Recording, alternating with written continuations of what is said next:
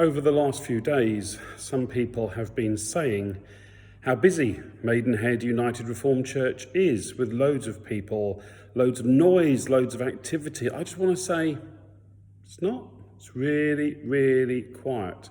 And I'm going to walk us through the church to prove it. So here we are at the front of the church, and all is well, all is calm. I think that's a line from a famous carol. And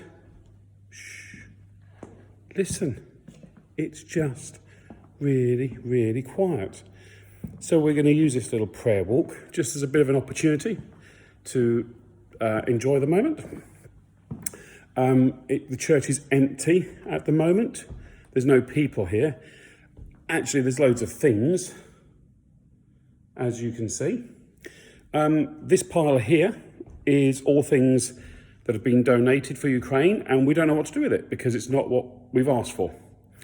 So, first prayer station here is for asking you to pray that we will find a home for all these clothes and just piles of other stuff that we don't know what to do with, to be honest. We can't ship it. It's not what we're doing. So we need help with that. I'm going to walk you just into the minister's vestry here, which is normally where I get ready. And there you'll see all cutlery, because all the cutlery that we are getting in is going to people's homes for people who are hosting refugees now. And so if you want something to pray for the meal times there, for those times when two families who have only known each other for 12 hours are now having to just sit down and eat together. Of course, once you've eaten together, you then go to bed. That's our bedding. That's some of the bedding that we've got here. That's in one part of the entranceway. So I think a really good prayer would be to pray that people get a good night's sleep. There are people out there, out in Poland, Moldova and other countries that just aren't sleeping because of what they've gone through. So pray for people to have a good night's sleep. We're going to walk you this way. I don't even really know what that pile is. So, we're just going to ignore that. It's stopping people putting nice things at the front of church, but that's the way it is at the moment. Let's go through here. We're going into our big church hall. Just listen. It's really quiet. It's beautiful.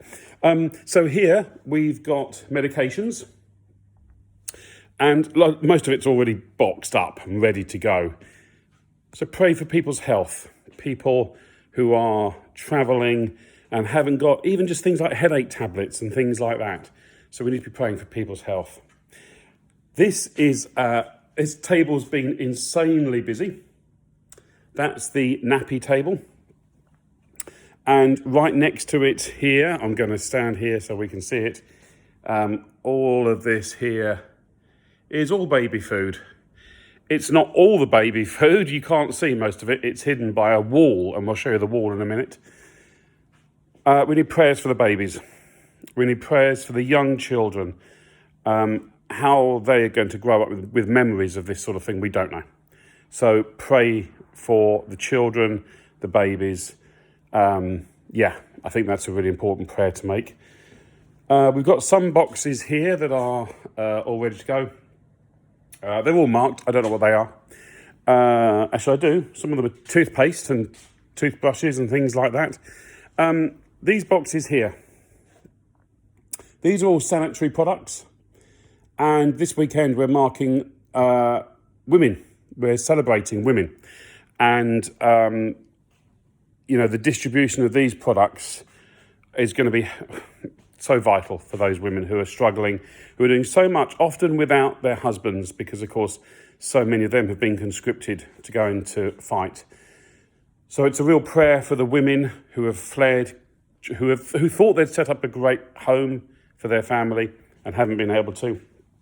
I promised you a wall. There's our wall of nappies that's there. Had a little collapse yesterday. It's great. I mean, I love it when walls come down. So all the nappies are coming in. And I know we've prayed for the babies already, so I want you to pray for all those people who have got children who are safe, maybe even children in this country, who are feeling really emotional because of what they're watching on television. And I know a lot of grandparents and parents have said they're finding it really hard to watch because of their connections with what they've got. Here we go. We're coming into this next hall. It's a bit more echoey in here. This is where the food is. And here we've got, you can see, this is the sorting table where things are just kept, and we just put things here whilst we sort them out. And we've got boxes here, just things all stacked up. And we're trying to make sure that the right food gets to the right places. So there's another prayer, because food is for sustenance.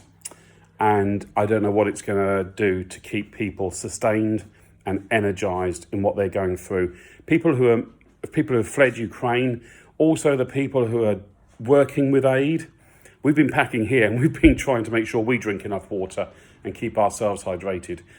The people who are distributing aid are shattered, absolutely worn out. And so the sustenance of the people who are caught up in this. See, it's nice and quiet, really.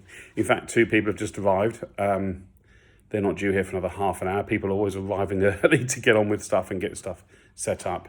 So we are truly thankful for what's gone on. But hopefully this little prayer walk might have given you some ideas. You might want to watch this again through Lent and take it as part of your Lent discipline. Prayer is much needed, and it is certainly not the last resort. You know that phrase, all we can do now is pray. No. This is the first thing we can do.